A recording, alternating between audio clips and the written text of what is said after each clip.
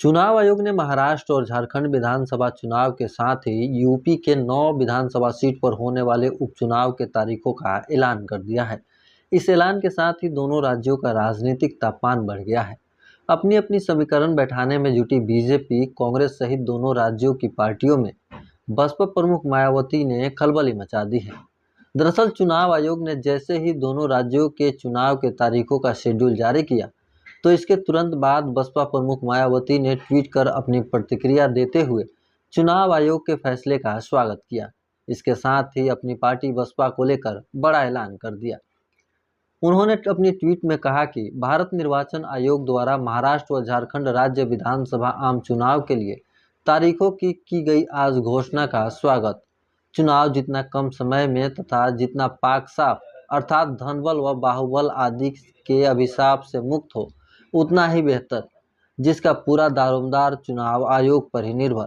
BSP इन दोनों राज्यों में अकेले ही चुनाव लड़ेगी और यह प्रयास करेगी कि उसके लोग इधर उधर न भटके, बल्कि पूरी तरह बीएसपी से जुड़कर परम पूज्य बाबा साहेब डॉक्टर भीमराव अंबेडकर के आत्मसम्मान व स्वाभिमान कारवा के सारथी बनकर शासक वर्ग बनने का अपना मिशनरी प्रयास जारी रखे। यूपी में 9 विधानसभा की सीटों पर हो रहे उपचुनाव में भी बीएसपी अपने उम्मीदवार उतारेगी। यह चुनाव भी अकेले ही अपने बलबूते पूरी तैयारी एवं दमदारी के साथ लड़ेगी।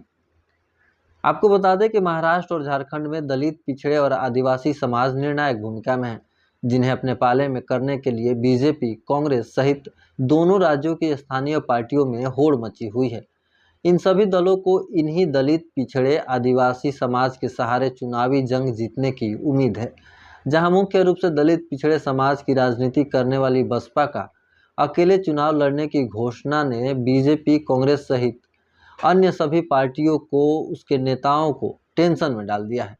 खास बात यह है कि महाराष्ट्र बसपा के संस्थापक काशीराम की कर्मभूमि रही है, जहां से उन्होंने बसपा के पहले संगठन बामसेफ और DS4 की नींव रखी थी।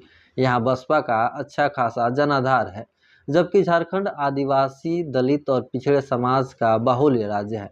इन दोनों राज्यों में दलित, पिछड़े और आदिवासी समाज बसपा का कोर वोटर माना जाता है। ऐसे में मायावती के अकेले ही दोनों राज्यों में चुनाव लड़ने की घोषणा से अन्य पार्टियों में उनका समीकरण बिगड़ने की चिंता सताने लगी है। बहरहाल अब देखने वाली बात है कि दोनों राज्यों में बसपा कितनी मजबूती एवं दमदारी के साथ चुनाव लड़ती है और जनता का कितना साथ मिलता है, यह तो आने वाले समय में ही पता चल सकेगा। फिलहाल ये वीडियो आपको कैसा लगा, आप हमें कमेंट करके ज़रूर बताएं। वीडियो पसंद आए तो इसे शेयर करें और चैनल को अभी तक आपने सब्सक्राइब नहीं किया है तो इसे ज़रूर सब्सक्राइब करें।